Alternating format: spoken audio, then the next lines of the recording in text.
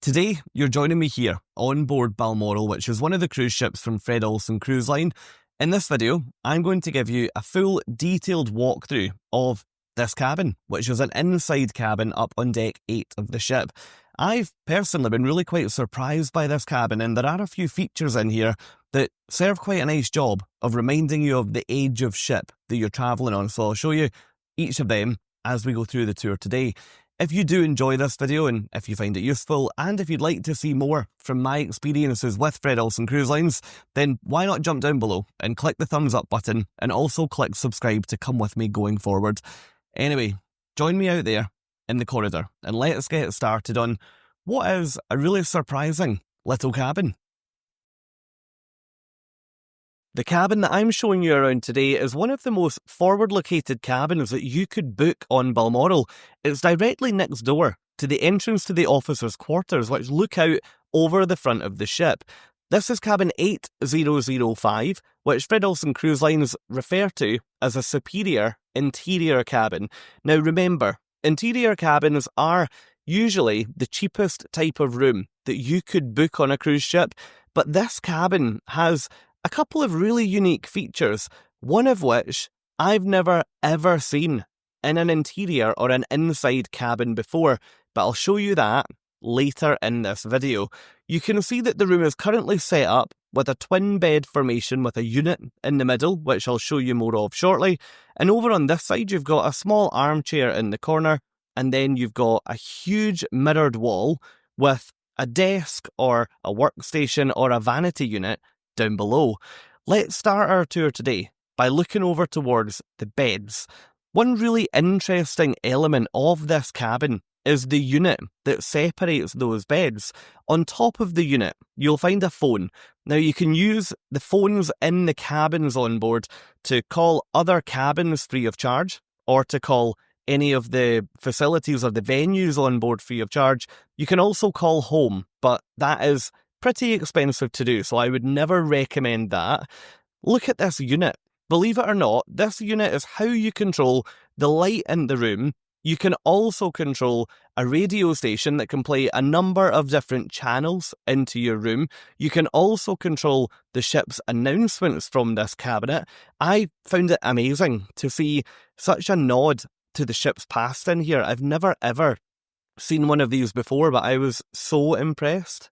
Turning the camera round to look at the other side of the room now, you'll notice the armchair in the corner, and directly above that, you've got a decent-sized flat-screen TV.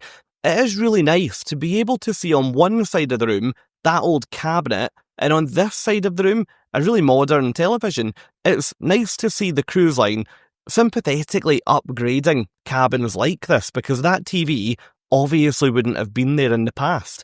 You've got these large light fittings on the mirror.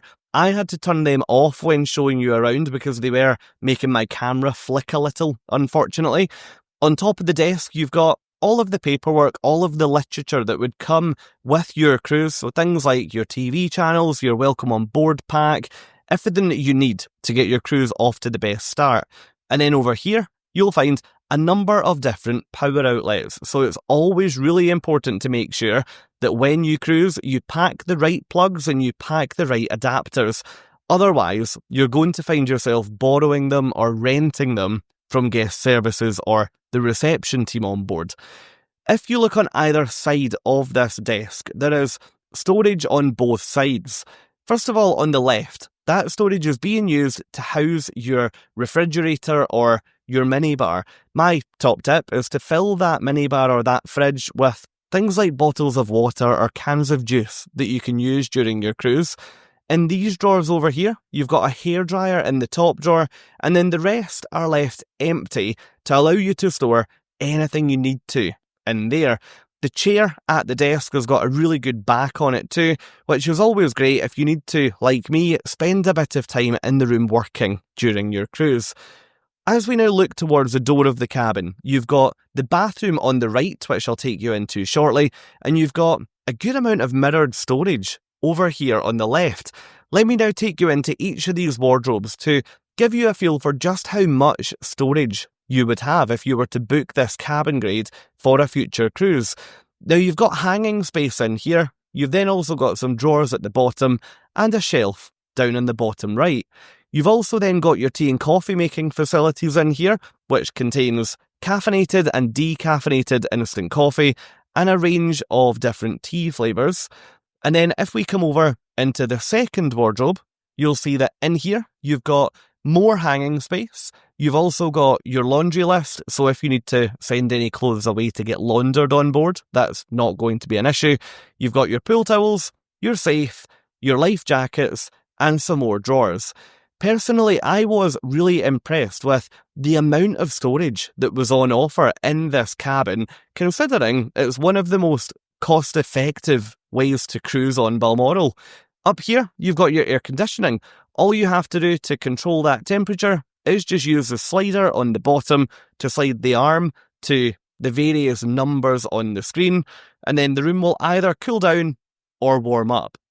So that's the cabin. I will bring you back out here and finish the tour out in the cabin, but let's now go into the bathroom, and this is where things get really interesting. Remember, I'm showing you around an inside on an interior cabin right now. I couldn't believe that there was a bath in here. I've never really got to cruise in a room with a bath, except a handful of times, and I've certainly never seen one in an inside cabin. I absolutely loved seeing that in here. You've got your shaver outlets on the right hand side as soon as you come in the door, and then if I take you over here, you can see that the bath does have a shower curtain over it, but that is to be expected on a ship of this age. And then you've got on the right hand side, you've got a grab rail, you've got a soap holder, you've got your toiletries, and up here you've got your shower head that is detachable from the wall. You've also got a clothesline in there, so should you need to wash any clothes through while you're on board, that's absolutely not going to be an issue. The sink here was a good size, and you've got storage underneath. And up here, you've got a hairdryer. I don't think you would have much need to use that hairdryer because you do have a much more modern one out in the cabin itself, which is what I showed you back in those drawers earlier. Over on this side of the room, you've got, yes, even more storage. For a bathroom, there is so much storage potential in here. I do not know how you could possibly fill this. On the back of the door, you've got 3 hooks, and interestingly, the door in here is held open using a magnet system. I've never come across that on a cruise ship before. I can only imagine it's maybe due to the fact that you're at the front of the ship, so you might get a little bit more movement here. Let me know in the comments if you've seen that. Anyway, that's a quick tour of a superior interior cabin on board Balmoral. I really hope that you've enjoyed having a look around this cabin today. If you have, it would be great if you'd support my channel by clicking both the thumbs up and the subscribe buttons, and let me know in the comments what you think of this cabin. If you'd like to stay with me and check out some more from various Fred Olsen Cruise Lines ships, then why not head over to my Fred Olsen playlist and you'll find so much there. Thank you so much for watching, happy cruising, and have a great day.